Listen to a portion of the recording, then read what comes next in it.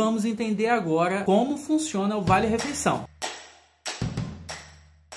Eu já fiz uma vez uma live no Facebook falando sobre o papel dos sindicatos no contrato de trabalho, né? Na relação empregatícia sua com o seu empregador, com relação aos direitos que você tem a partir das negociações coletivas. São feitas entre os sindicatos de empregados e os sindicatos dos empregadores, que entram em acordo com relação a determinadas questões. Aqui, a respeito do Vale Refeição, é exatamente esse tipo de situação. Para que uma categoria específica, se você é um vendedor, se você é um engenheiro, se você é um advogado, para cada categoria específica existe uma negociação coletiva, né? Um sindicato que te representa perante o seu empregador, que vai negociar ali os benefícios, além daqueles previstos em lei, em que você tem direito de receber. O papel dos sindicatos, hoje em dia, está um pouco mais enfraquecido, né? Porque a gente teve essa reforma trabalhista de 2017, em que mudou um pouco, né, a forma como os sindicatos atuam. Hoje em dia, ninguém é obrigado a pagar a cota sindical, mas os sindicatos, eles têm uma importância muito grande na relação de emprego. E aqui eu vou trazer uma situação específica bem para vocês entenderem. Ó, o Sindicato dos Empregados no Comércio da cidade do Rio de Janeiro, sabe, pessoal que trabalha aí, Casas Bahia, Lojas Americanas, Ponto Frio, enfim, essas lojas grandes que são especialistas de comércio, vendem desde chocolate, celular, fralda, roupa, sabe? Lojas varejistas de comércio, né, da cidade do Rio de Janeiro. Existe um sindicato específico, que é esse Sindicato dos Empregados no Comércio do Rio de Janeiro, que representa os empregados dessa categoria, desse pessoal que trabalha nessas lojas. Esse pessoal, apesar de normalmente não receber nenhum vale-refeição, eles têm direito de receber vale-refeição aos sábados, domingos e feriados. E por que eu sei disso, gente? Porque eu conheço, já atuei em alguns casos em que funcionários estavam entrando com esse tipo de processo pedindo, né, seja no final do contrato de trabalho ou enquanto ainda estão trabalhando, o direito de receber o vale-refeição nesses dias específicos. Eles não têm direito todos os dias da semana. Eles têm direito quando trabalham aos sábados, domingos e feriados. E o sindicato, ele fixou atualmente, né, em 2021, o valor de R$ 23,50 para ser recebido a título de vale-refeição.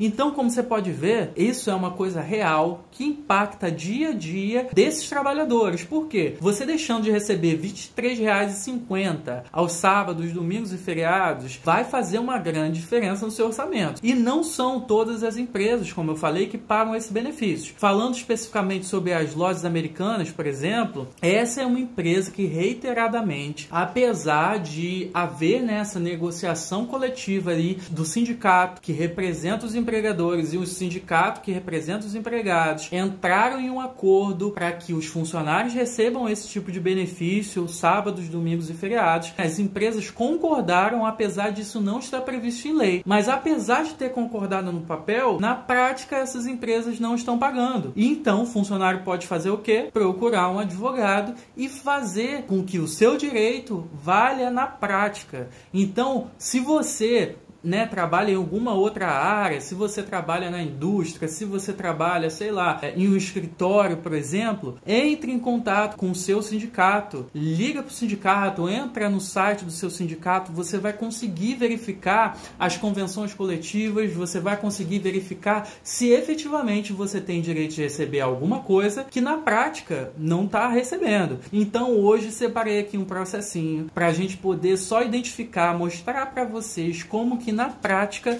isso acontece, né? Os juízes, desembargadores analisam isso na prática para ver se o seu processo, se o seu caso pode receber ou não o vale-refeição. É o Luiz contra as Lojas Americanas, que eu já falei, né? Que descumpre um cada aí esses acordos que acaba fazendo.